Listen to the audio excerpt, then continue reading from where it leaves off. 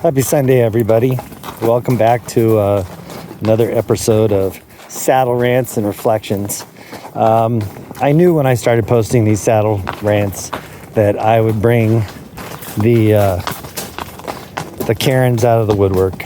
And if you feel like I called you a Karen, it's probably because you are one. And, you know, it didn't take long. And I don't know you, and I don't know why you're so afraid of dogs that you are. It's unfortunate. I've been bitten by many of dogs, and as I explained in my last saddle rant, that I had dogs in a rural setting run off of their property and come after my horse. And I had them do that when I was a kid on a bicycle, and you know, I don't have the fear that you do. Some people deal with stuff a little bit different, but I'm not responsible for living your life. You're responsible for your life. Okay, so maybe you should get a dog and start working with it. Maybe if you had an understanding of dogs, dog behavior, and spend some time, getting to know them, you wouldn't fear them so much. So back to the rants. Okay. So, as I also explained, I did a lot of prep work to make it so that I could take my dog off leash. Okay, we didn't start out not on a leash. We had to work through some things. And so I spent a lot of time on the ground working. I had my treats in a bag, my hot dogs, I had my whistle, I had my e-collar when we got to that point. And so I worked on the things that I thought that I would need. Say I'm on one side of the road and my dog's on the other. Now, if I called my dog and his natural thing is to just come to me, well, that's the last thing I want. I don't want to call him in front of a moving vehicle, right? I don't want to call him into trouble when I could actually down him at a distance and make it so that he's, safe, and he'll stay there until the coast is cleared. So I was in this park and I was working with my dog, and I've worked in this park a lot of times. It's co-located with the barn I go to. And so we were out there, and these ladies show up and they had like a doggy play date. I don't know why anybody has doggy play dates. I don't know why anybody takes their dogs to a dog park, period. That's just dumb in my point of view, okay? Not all dogs get vaccinated. Not all dogs get wormed on a regular. You're sitting there and you're sharing like dog dishes and stuff. It's just dumb. Not to mention, you don't know if people are like me and worked on their dogs at all, okay? But if you go there without a dog, you can sure learn a thing or two about dog behavior by watching, and people, okay? So, anyways, they got their little doggy play date, and they show up with their little ankle biters. And I am working my dog on sit, stay, down, and things of that nature, okay? So I've got a tennis ball, I've got my e-collar, I've got my treats. And so I'll put him in a downstay. I'll throw the ball, and he's like, ball crazy like every German Shepherd you've ever seen, okay? And so he's just salivating to go after that ball. But I've got him to a place where he doesn't leave my side until I tell him it's okay. And so I'll make him sit or make him down, whichever I feel is easier for him to maintain. And then I'll chuck the ball and he'll watch it roll until it stops. And then he'll wait for me and look for me. And sometimes he's even moaning and groaning because it's just killing him.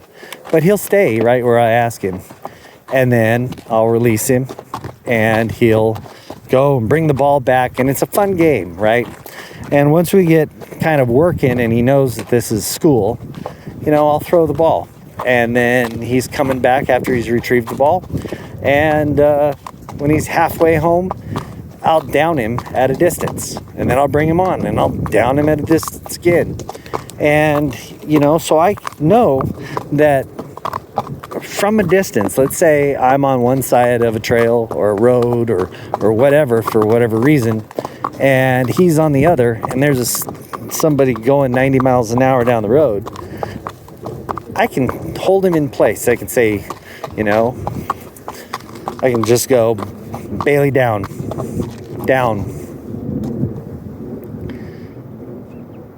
And he'll stay there, okay? And so, stay. And so that I can just keep on, being able to down him and stay and, not have to, explain to him why. He just obeys.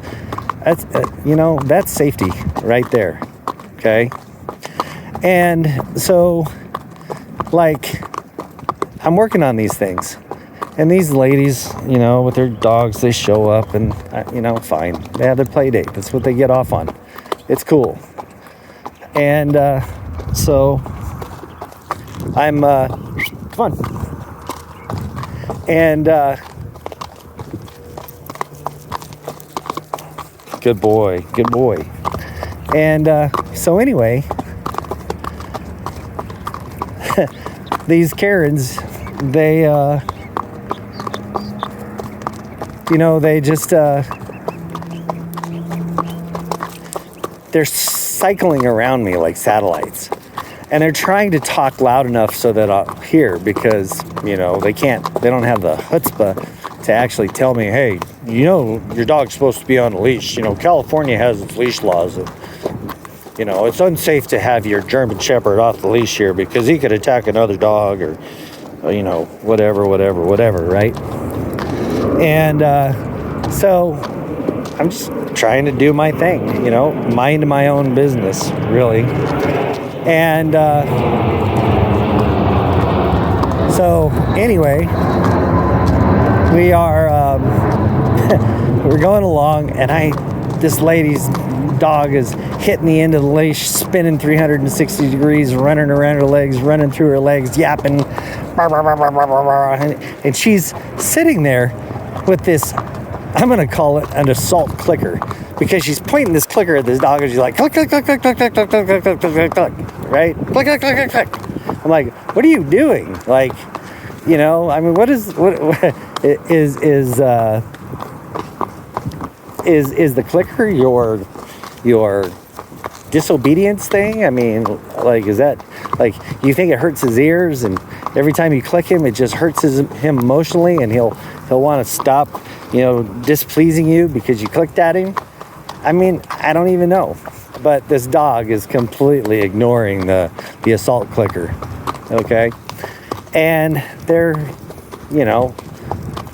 louder and talking about my dog being off the leash and everything. And so I finally have had enough of it, because clearly they've never trained their dog to do anything. And I said, hey, if you're worried about me and my dog off the leash, let me tell you, 2 blocks away from here is a CVS that was completely cleared out by a handful of robbers. They walked in there with garbage sacks, and they cleared the whole thing out. And you know what? They didn't lift a finger. They didn't even try to arrest them. They just let them go. Do you think they care about me working my German Shepherd in a park where dog obedience classes are held on other days? There's a whole park here. Go do your thing all by yourself. Me and my dog, we're not bothering you. All right? And so they shot me their dirty looks and Karen'd their way off. And, I finished up, and then we went on our way. But, I've been approached by these kind of people a lot of times. And your dog should be on a leash. Dogs are unpredictable. Dogs are dangerous. Your dog could bite my dog, and this, that, and the other thing. And I'm like, you know what? That's why I'm out here.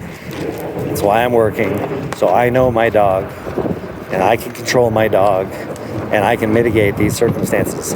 And I'm not going to do it your way. I'm not going to have my dog living on a leash or in a kennel, because I don't want a dog like your dog. I want a dog like the dog I want to have. All right? And I happen to know the ranger that takes care of that park. We're good friends. He loves my dog.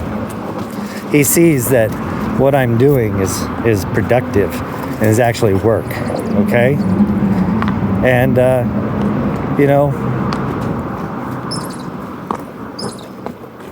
this is the joy of this dog's life, to be able to come out here and be with his horse and go on these trail rides, and that's the way I'd have it. And I'm sorry, I'm not going to do it your way. Just won't.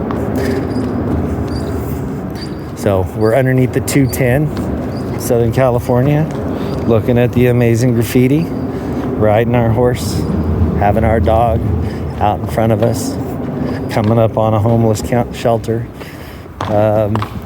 underneath the frontage road, and we're just enjoying our Sunday. My dog is getting worked, my horse is getting worked, and there's nothing that could be better. And hey, there's nothing like a homeless camp full of mattresses and garbage to spook-proof your horse. Okay? Anyway, hope you have a good Sunday, and keep those assault clickers loaded. It'll be good for a laugh.